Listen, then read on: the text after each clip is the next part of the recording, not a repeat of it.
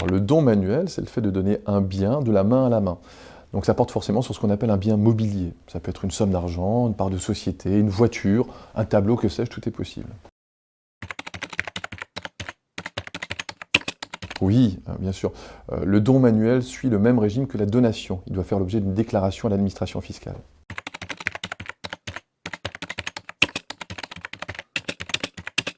Alors c'est vrai, hein, la notion de présent d'usage existe, c'est une création de la jurisprudence. Par contre, elle doit être consentie, cette donation, à des événements particuliers, hein, pour que ce soit qualifié de présent d'usage. Ça peut être à l'occasion d'un anniversaire, d'un mariage, Noël, bar mitzvah, que sais-je. Ça, c'est la première condition. Et la deuxième, c'est la notion de modicité de la somme donnée. C'est-à-dire qu'on ne peut pas donner une somme importante, sinon c'est requalifié en donation. Alors on nous interroge souvent sur ce que sont les seuils de ce qu'on peut donner en présent d'usage. Il n'y a pas de règle, mais de la jurisprudence, on a pu déduire que si on donnait environ 2% du patrimoine ou 2,5% des revenus annuels, on rentrait dans cette notion de modicité.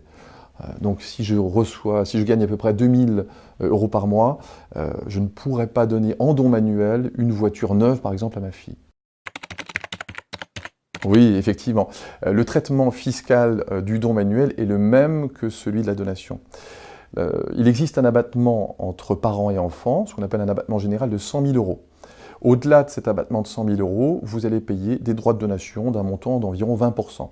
À côté de l'abattement général, il existe un abattement un peu plus spécifique qu'on appelle la donation de somme d'argent, un abattement, qui permet à chaque parent de transmettre à chacun de ses enfants 31 865 € tous les 15 ans, sans payer de droits de donation.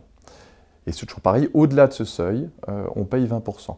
Alors, pour remplir les conditions de cet abattement spécifique, il y a quand même certaines conditions. Il faut que le donateur ait moins de 80 ans et que le donataire ait plus de 18 ans. Donc celui qui reçoit doit être majeur. Et bien sûr, la donation doit porter sur une somme d'argent. Alors en pratique, il existe deux moyens. Soit on passe par son notaire, qui va rédiger un acte de donation, qui se chargera de faire toutes les déclarations auprès de l'administration fiscale, soit on décide de le faire soi-même, et dans ce cas, on remplit un formulaire CERFA qu'on va déposer à l'administration fiscale. Cependant, j'attire votre attention sur le risque qu'il peut y avoir à faire la déclaration soi-même.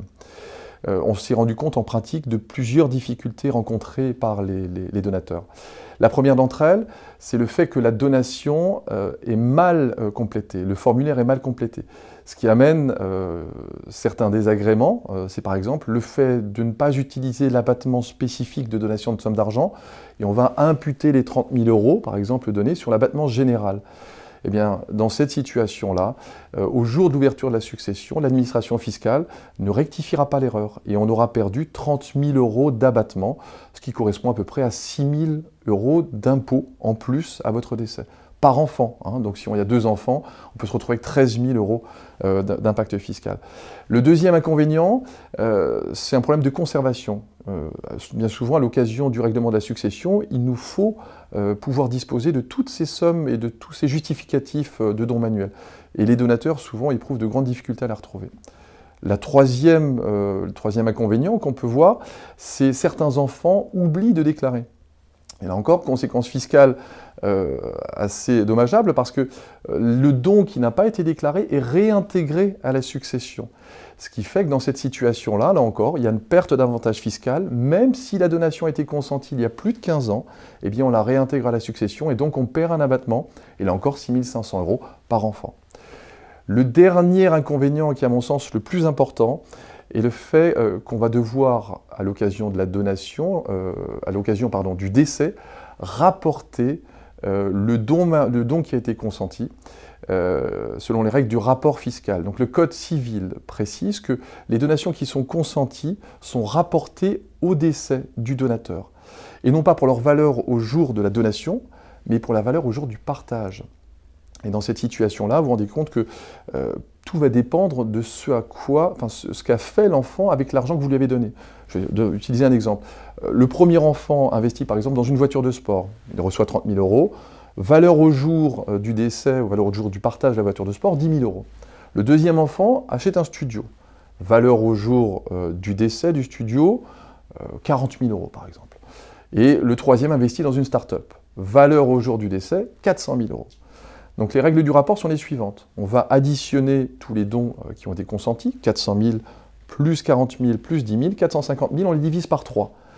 Et ensuite, ça c'est la fraction que devra recevoir chacun des enfants.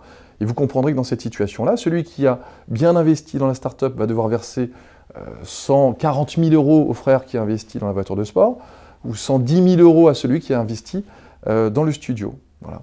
Donc bien malgré eux, les parents vont créer une vraie discorde au jour du décès. D'où l'importance de faire, à mon sens, un acte notarié. Plus de problèmes de conservation, plus de problèmes de bonne déclaration à l'administration fiscale, et surtout, on peut insérer dans l'acte de donation toute une série de clauses qui éviteront justement les inconvénients liés aux règles du rapport. Je pense notamment à une clause du rapport forfaitaire. Je reçois 30 000, eh bien je devrais rapporter 30 000 à mon décès, au décès du donateur. Alors, il faut distinguer la fiscalité, dont on a parlé brièvement tout à l'heure, des frais de notaire. Les frais de notaire, eux, s'élèvent environ à 1% de la somme donnée, dont 0,7% reviennent au notaire. Mais je pense que c'est le prix de la tranquillité et de la paix familiale.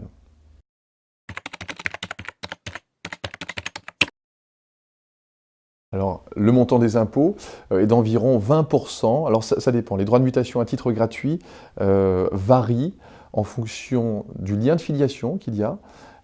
Donc si je donne à mes enfants, c'est environ 20%, c'est une tranche progressive qui va de 5 à 20%. Par contre, si je donne à un frère ou une sœur, c'est entre 35 et 45%. Et si je donne à un étranger, ça peut aller jusqu'à 60%. Et ensuite, il existe d'autres règles, même en transmission en ligne directe, en fonction du montant donné. Jusqu'à 550 000, c'est 20%. Au-delà de 550 000, c'est tranche à 25, 30, 35, 40%. Voilà.